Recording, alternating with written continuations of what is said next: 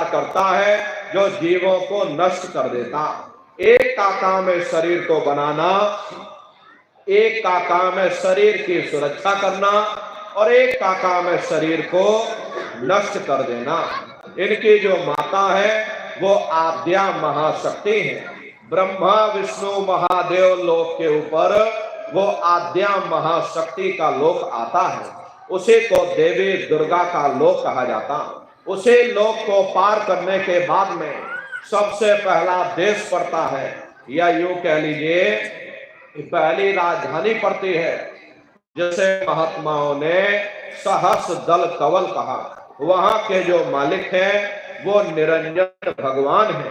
ये ब्रह्मा विष्णु महादेव ये निरंजन भगवान के ही पुत्र हैं, और ये आद्या महाशक्ति ये देवी दुर्गा ये निरंजन भगवान की अर्धांगिनी है। और निरंजन भगवान स्वयं तीनों लोकों के मालिक हैं।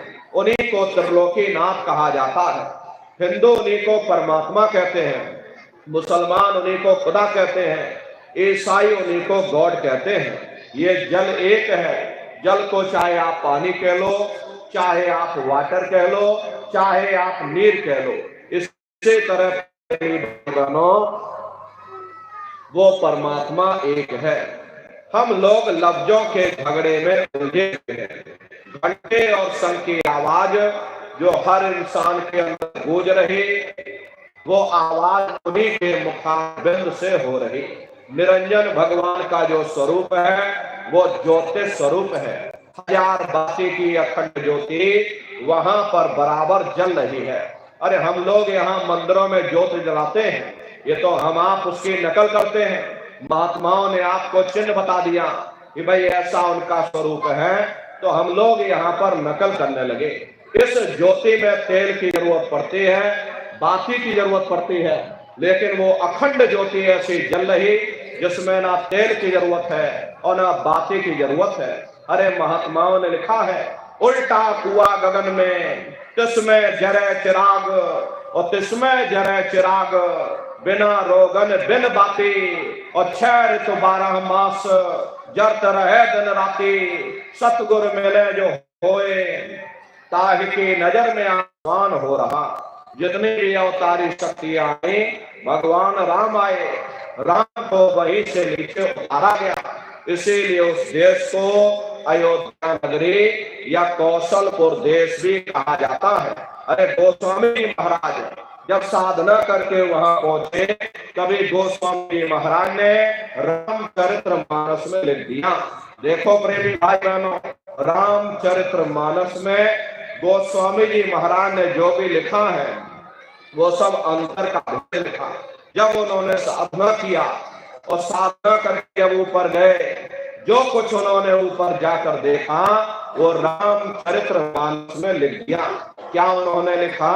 देखिए गोस्वामी जी महाराज रामचरितमानस में लिखते हैं कि मोद्यो नैन दृश्यत में भयो, उन चितवत कौशलपुर गयो। जब मैंने अपने बाहर की आंख बंद की, मेरी अंतर की आंख खुल गई और मैं क्या देख रहा हूं, मैं कौशलपुर देश में पहुंच गया। मोहे विलोक राम मुस्काई, मुझे देख करके भगवान राम प्रसन्न हो गए। उन्होंने ऊपर जाने का मुझे रास्ता दे दिया। मैं ऊपर जाकर के क्या देख रहा हूं, उधर माज सुनंडज राया, देखे बहु ब्रह्मांड निकाया, अति विचित्रता लोक अनेका, रचना अधिक एक तेका। विचित्र विचित्र भांत के वहां पर लोक बने हुए, एक से बढ़कर सुंदर सोने के वहां पर महल बने, जिनकी शोभा अवर्णीय है। प्रेमी भाई बहनों, वो असली अयोध्या नगरी है, वो भगवान राम का असली देश है। जब आप लोग साधना करके वहां पहुंचोगे और अपनी दिव्य दृष्टि से उस अयोध्या नगरी को जब आप स्वयं देखोगे, अरे तुम देखते रह जाओगे। ये क्या ईश्वर! गुरु महाराज हमारे कहते थे, बच्चा है दरबार तुम बराबर आते जाते रहना, दया दुआ आशीर्वाद रहना, मंदिर के देवता के सामने अपने गुनाहों की माफी मांगते रहना। समय ना मिले महीने में आ जाओ, महीने में समय न मिल पाए 6 महीने में आ जाना, 6 महीने में समय न मिल पाए साल भर में आ जाना, और जिसको साल भर भी समय न मिला तो महात्मा कबीर कह गए हैं, दरअसल